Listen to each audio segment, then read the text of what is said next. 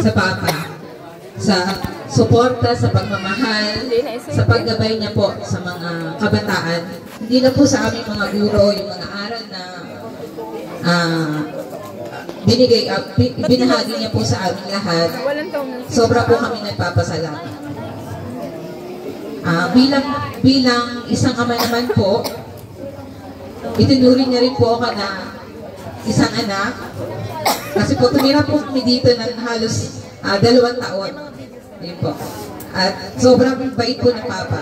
Stricto nga po, talagang stricto po ang Papa, pero mabait po siya. So ang hindi ko po makakalimutan, kasi ang Papa po mahilig po yung magtanim ng mga halaman. So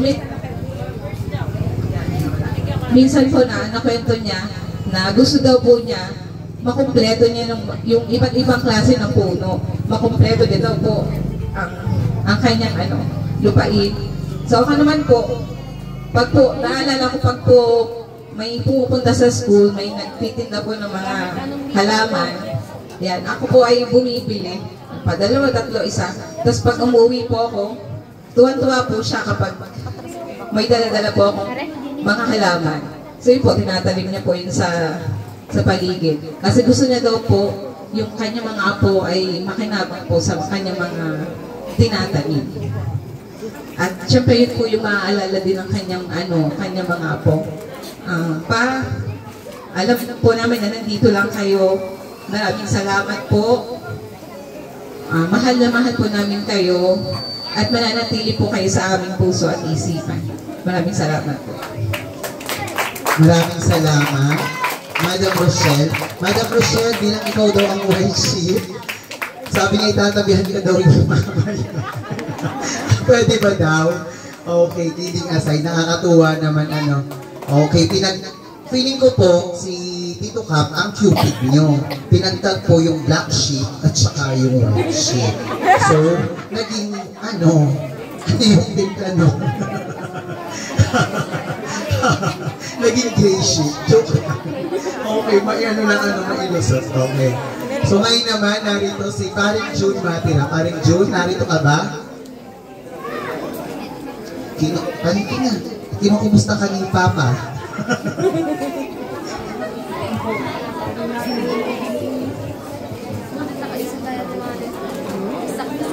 Atan, baka malimutan si Ate Beth mo. Baka malimutan ang Ate Beth mo. Paalala mo mamaya si Ate Beth. Ate Beth mo. Ipaalala mo mamaya. Doon. Pagka wala na natin naman. Si Ate Beth mo, ipaalala mo mamaya. Bilang isang anak na nakasama nila matagal dito sa bukid, siguro naman, kilala niyo naman ako na isa ako sa mga yung matagal mo dito nakasama sa hirap, sa ginawa. Para sa akin, isa-isahin ko lang. Bilang isang sundalo, siya yung inidolo ko. Wala akong ibang inisip kung hindi maging katulad niya. Na maglipot sa bayan. Ganun lang. Ang gusto ko lang, sundan yung yapak ng papa ko. Ng papa. Kahit lumaki kami na wala siya sa tabi namin kasi bilang isang sundalo, 21 years sa servisyo, nakasama lang namin siya. Nag-retire siya. Akala namin, masasolo na namin siya bilang isang ama. Nag-decide siya noon, naging kapitan ng barangay. Sinuportahan din namin kasi yun ang pangarap niya. Makapaglingkod sa barangay. Doon sa mas 12 years na kapitan, nakita ko lahat ng sakripisyo niya. Sakripisyo sa sundalo, sa kapitan. Doon niya sinabi sa akin na ang paglilingkod sa bayan, talagang isang malaking sakripisyo yan. Isang sakripisyo mo, yung pamilya mo, yung sarili mo, yung buhay mo. Ultimo, kaliit ang pera, bibigay mo para sa barangay. Na-experience ko minsan ng may pumunta sa amin na parang kinakapatid ko. Bakoy ba yun? Si Bakoy. Na dadali sa ospital yung kanyang anak, hindi pambayad ng kuryente, binigay niya sa doon sa kanyang inaanak, pinadala niya yung van, tapos kinabukasan, nagtutulang kami ng kuryente. Na nagtiis kami ng isang linggo bago nakabayad kasi wala na, bago na nga sa utang kasi yung inaasala, yung marami. Nung ko nakita na talagang napakahirap pala na maglilingkod ka ng seryoso sa barangay at sa ibang tao. Bilang isang ama na siya lang yung nagpurso sa akin na mag-aral ka kasi darating ang araw, magkakaroon ka ng sariling pamilya, walang ibang tutulong sa iyo kundi sarili mo. Huwag mong hintayin na maisipan mo yan pagka na wala na ako, napantay na yung pa ako. Parang dun sa pagiging sa 7 taon ko na pag-aaral, parang doon lang ako natauhan niya sa kanya nung sinabi niya sa akin na huwag mong hintayin na magpantay yung pa ako, wala na ibang tutulong sa iyo, hindi sarili. Doon ko naisip mo, kaya awa ng Diyos, nagpulis ako, tinulungan pa rin niya ako na akala ko hindi niya ako tinutulungan ng mga araw na yun kasi sabi niya sa akin, nagsundalo ako, walang tutulong sa akin. Pero na-realize ko yun, nalaman ko na palihim niyang ginagapang yung pagiging pulis ko. Humingi siya ng tulong sa mga kilala niya, especially kay Atty. Perez, si Amy niya. Hindi niya sinabi sa akin yun minsan na tutulungan kita. Kasi sabi niya lang sa akin, gumiskarte ka na sa iyo kung hindi ka sa sarili mong paa. Pero siyempre, na-realize ko rin na tinutulungan niya ako. Kaya bilang isang anak na wala na yata akong masasabi pa sa akin ama, ni minsan hindi siya nagmura sa akin, hindi siya nanakit sa akin mga kapatid, na wala siyang ibang inisip kundi yung kabutihan namin at sa akin sa ating barangay. Ang masasabi ko lang sa kanya, maraming salamat kasi ikaw yung naging ama namin. Kung sakaling hindi ako naniniwala sa pangalawang buhay pero kung sakaling bibigyan ako ng padalawang buhay, sana siya magiging tatay ko. Tutuloy ko pa rin ang pangarap isa. Ayun lang. Maraming salamat, paring June. Alam ko proud sa'yo si Papa mo. So, sunod natin magbibigay ng pagpapahalaga kay Tatay June ay ang kanyang asawa, Maring Angel Matira. Maring Angel, narito ka ba? Magparamdam ka. Okay. Sige, habang hinahanap natin ang presensya ni Maring Angel, ay tawagin ko naman yung kanyang bunso. Ang hindi niya paborito. Si Maring Mary Jane Matira Mendoza. Maring Nini, nandito ka ba? Okay, nagpapatulog ng baby. Si Paring Jason, yung kanyang asawa. Okay. Baka hindi nagpapatulog ng baby. Baka gumagawa ng baby. Ano, kuyugin mo dyan? Papa. Okay. O, sige. O, ngayon naman, dako tayo sa mga apo. Okay. Unahin natin ang unang nagsasalita para sa mga apo. Si Glenny Saylis Matira. Ang kanyang umalis din. Sige.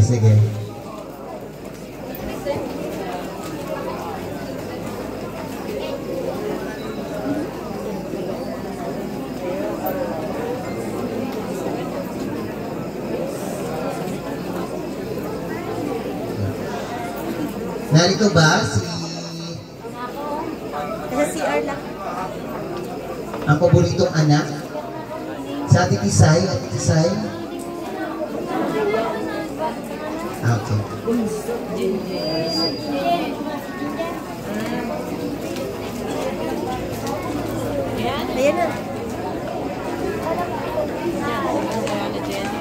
Tisay? Eh, narito daw po para bumati sa inyo. Babati lang naman po. Narito po si Consi Jenny Fortune. Sige po. Hello po.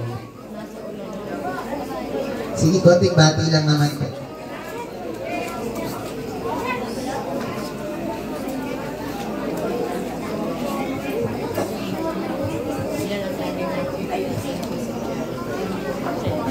Magandang gabi po sa inyong lahat. Sa inyo pong lahat na kapamilya ni Kap Matera.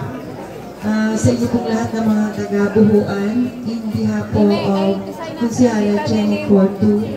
Ako po ay taos-pusong nakikiramay sa inyong lahat. Si Kap Matera po ay kasabay ko pang kapitan.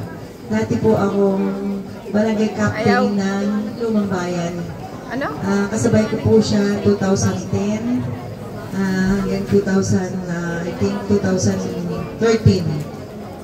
Kaya po magkakasama po kami ate sa mga lakad, sa mga meetings ng mga barangay captains. Kaya po kami magkakabats. Nagkataon lang po na nagkasakit na nga si Kap. And ako naman po ay napalaban na konsyal ng bayan. So, sa inyo pong lahat, ako po ay nakikiramay sa inyong lahat. At sa pamilya po, alam ko po na mabigat ang mga ganitong pagkakataon. Pero alam po natin na ang lahat ay kalooban ng Diyos. Ang lahat ay kagustuhan ng Diyos. At doon magbabalik ang ating tatay. So, salamat po sa inyong lahat at magandang gabi po. Maraming salamat po sa pagpapahalaga po si Jenny. Mapagpatuloy po natin ang pagpapahalaga Titi Sai.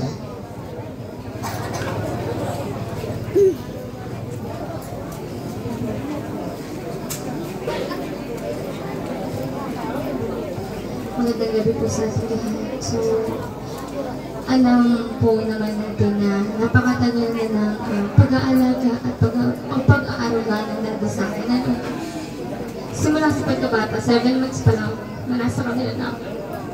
Hanggang sa ngayon, binihisa nila ako, pinag-aaral nila ako, at ngayon nakatapos ako, nagtatrabaho.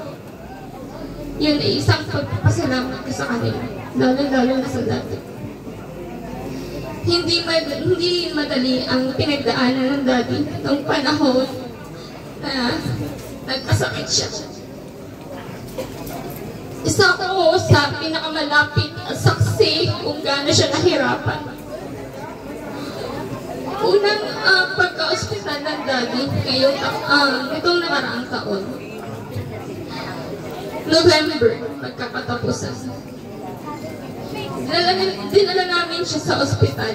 Pero ang balak lang namin, ipapacheck up namin siya. Dahil napansin ko, dahil ako lagi yung kasama niya sa bahay, at malalayo naman talaga yung mga anak niya, napansin ko na may kakaiba na sa kanyang sarili. Nandun na yung naglook na yung mata niya na lumiliit, na hindi naman namin napapansin na isa na pala yung infection dun sa naging bedsore niya. Kasi kung hindi napapansin, di ba, ng mga dumadalaw, kapag nililinisin siya, nagkaroon na kasi ng itim yung sugat niya sa gitna. So, yun ang pinagsimulan kung bakit na-hospital ng daddy. Nagkaroon siya ng infection. Dinala namin siya sa bayan. Una namin pinuntahan ay provincial hospital. Ngayon, sinabi ng doktor sa kanya nung ma-examine yung kanyang sugat, kailangan na operahan ng daddy. Minor operation lang naman po. Pero, at dahil nga po sa provincial, medyo may katagalan. Kasi emergency nga po, di ba? Napilitan kaming ilipat ng ospital ng daddy. Sinubukan namin sa Maria Estrella. Kaso punuan din po, wala kaming magawa. Nakiusap ako sa mga doctor nurses doon. Dahil alam ko kung gano'n na siya kahirap ng huminga. At ako, hindi ko man masabi sa mga tita ko na talagang ayaw kong pumayag na iuwi ang dati dito sa atin. Na wala na kaming choice. Nilipat namin siya sa Mindoro Medical Center. At doon, nalaman namin yung mga sakit niya. Nagkatubig siya sa baga, nagkasugat yung baga niya. At ganoon nga rin po yung pinatitignan namin sa kanya na bed sore na naging infection na sa katawan niya. At ayun po, dumaan yung 3 araw at 3 gabi namin doon sa ospital na yun. Mababa yung kanyang dugo at kailangan siya salina ng dugo upang maoperahan. Pero nung napag-isip-isip namin, napag-usap-usapan namin na kung ipapa-opera din lang naman siya at kailangan ay salinan siya ng dugo ng panahong yon at hindi rin naman kami ganung merong kakayahan. Aminado kami, hindi namin kaya yung operasyon dun sa private hospital. Napag-isip-isipan din po ng mga anak niya kami, nagkasundo kami na ilipat ulit sa provincial hospital. At doon po, inintay namin yung schedule niya. Doon sa 2 linggo na pag-intay namin, o 3 ba yun? 27 ng December nung naperahan siya. Okay naman. Naging maayos siya, lumakas siya, sumaya siya. Naging masigla yung kanyang mata. Malaki yung pinagbago niya ng mga oras na yun. Sa loob ng 1 buwan na nandoon siya, na halos doon na kami tumira ng 1 buwan.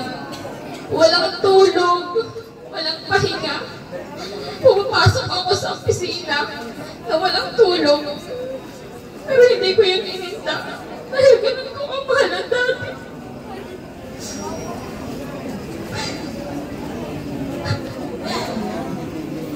Ng mga pagkakataon na gusto ko lang nasubukan na tugsaman pa yung buhay niya kasi syempre alam natin na nandoon yung critical na kalagayan.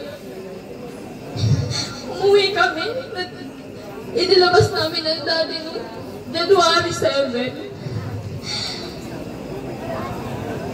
Ayun na nga po. Nakalimang araw kami dito sa bahay. Sa 5 araw namin, bago ako pumasok kasi araw-araw ko siyang nililinisan, napansin ko na nung lilinisan ko na siya, kasi nagpapaalam ako sa kanya lagi, Daddy, tagilid ka na, lilinisan na ito. Wala siyang response. Kasi talagang kahit pisilin namin yung katawan niya, alam po yun ng mga dumalaw sa amin kung ano yung daing ng Daddy.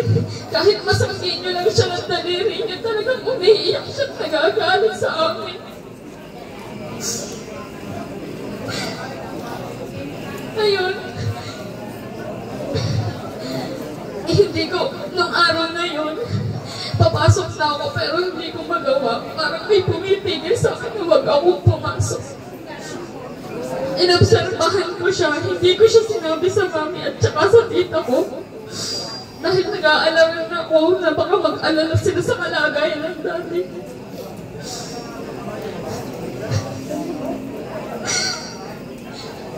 So yun, sinubukan ko, nagpaalam na ako sa bisor na hindi na ako makakapasok. Dahil nga may emergency dito. In-advise ako ng aking supervisor na papipihan ko yung ang Daddy. Hindi ako nagdalawang isip, tinawagan ko yung si Lola Minta. At ganoon din si Nita Bihuyan. Sinamahan ng Lola Minta dito para matingnan ng Daddy. May check siya. At ayun na, kung hindi dahil sa tinatingnan namin yung kanyang BP, hindi namin malalaman na bumagsak na pala. 50/35. Tapos, ayun nga, unconscious pa rin siya. Bumababa yung oxygen niya, nawawala. Pagdating ng oras na yun, tumawag ako sa mga anak niya. Sabi ko, anong balak niyo? dadalhin namin ang dati sa ospital dahil ganito yung kalagayan. Sa pagkakataon niya, tumawag kami ng ambulansya, hindi na rin kami nagpaligoy-ligoy na kung sino man yung tatawagan, tapos sorry, tinawagan na lang kami. Hindi ko alam, pero bakit ang bilis-bilis na lahat ng pangyayari? Wala pa, siguro mga 10 minutes lang, nandito na yung ambulansya. Nakapaggaya kami ng gamit na hindi namin alam yung minuto kung gano'ng kabilis. Tumalis namin dito. Wala pa rin ang dati. At sabi ng mga responders ang nagdadagdag na lang ng oxygen niya, yung oxygen tank sa sasakyan. Ano sa pagkakataon na yun talaga, sobrang hindi ko lang may pakita sa kanila na sobrang natatakot ako ng mga oras na yun.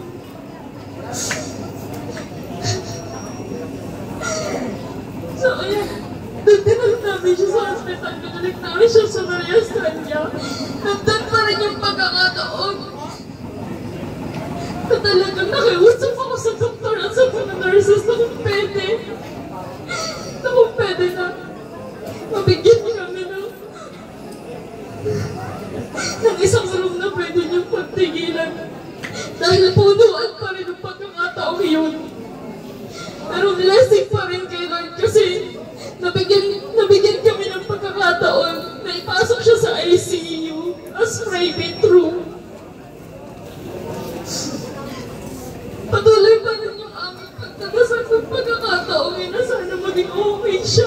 Kaso, hindi pa rin talaga pamamalit. Yung pagkakataon na yun talagang tinapat pa rin kami ng doktor sa emergency room na talagang masama na ang lagay niya. At wala na rin silang assurance kung magiging okay pa siya.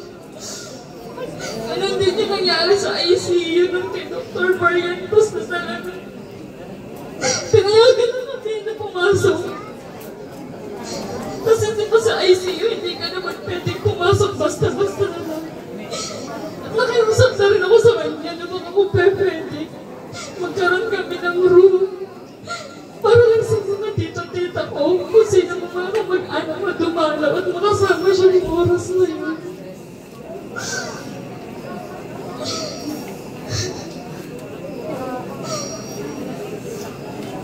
Hindi ganun kadali, ganun kahirap.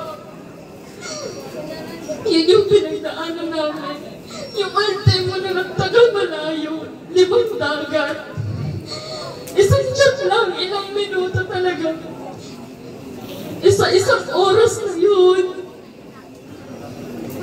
Na sinabi ko sa kanila na pumunta na kayong lahat dito na baka hindi nila abutan ng dagat.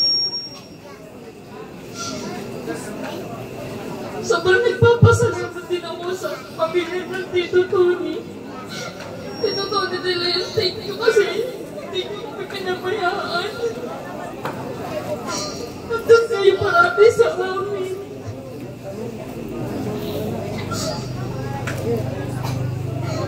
Hindi nyo kami hinayaan. Wala lang pag-asa.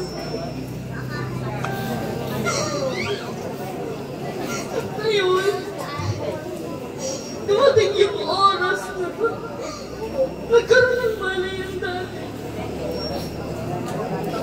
Hindi imposible sa ating Panginoon kung aasa kami yun.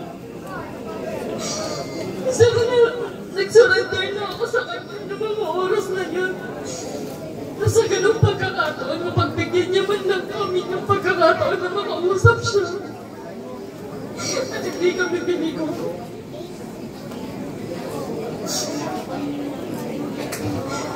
Halos isang buong araw, 24 hours po siyang unconscious. Na hindi namin alam kung ano na yung sunod na mangyayari sa kanya.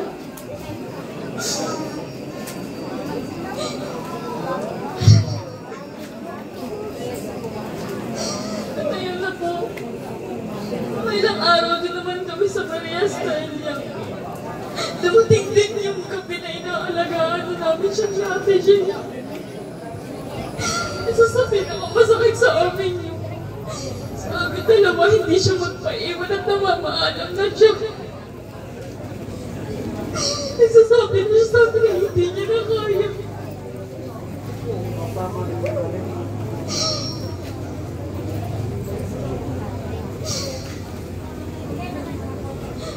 yun dahil nga nag-conscious na po ang daddy na pagkasundaan ulit namin na kanyang mga anak ko na ilipat siya sa probinsya.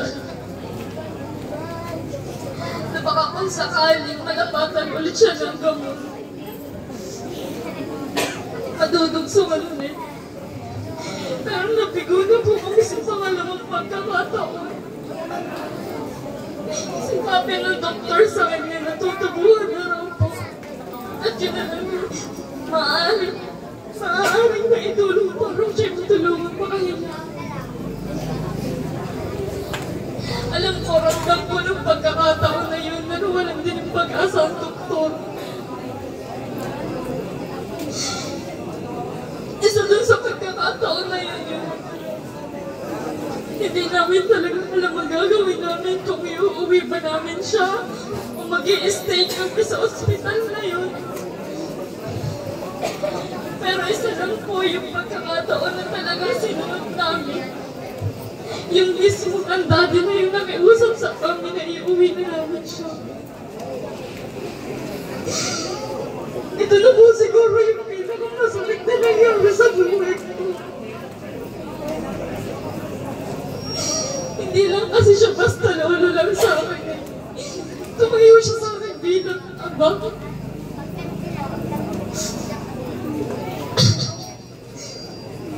Saksi naman po ang mga nandirito kung gano'n ako kalapit sa dami. Na talagang hindi ko siya pinamayaan. At dumating nga ngayon sa buntong araw na ito. Baka masakaling mawalan din ako ng trabaho dahil itinuko ko yung trabaho ko para sa kanya. At yun yung hindi ko pinagsisisa.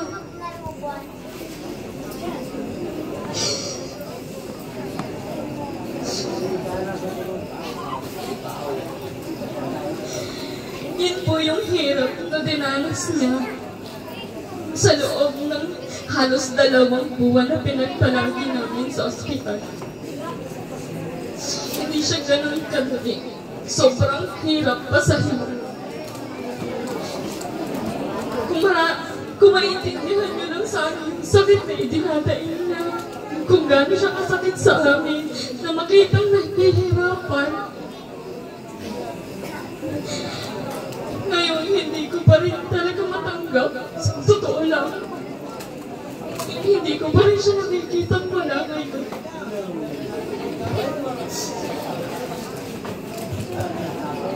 Maraming salamat, Isay, sa iyong pagpapahalaga.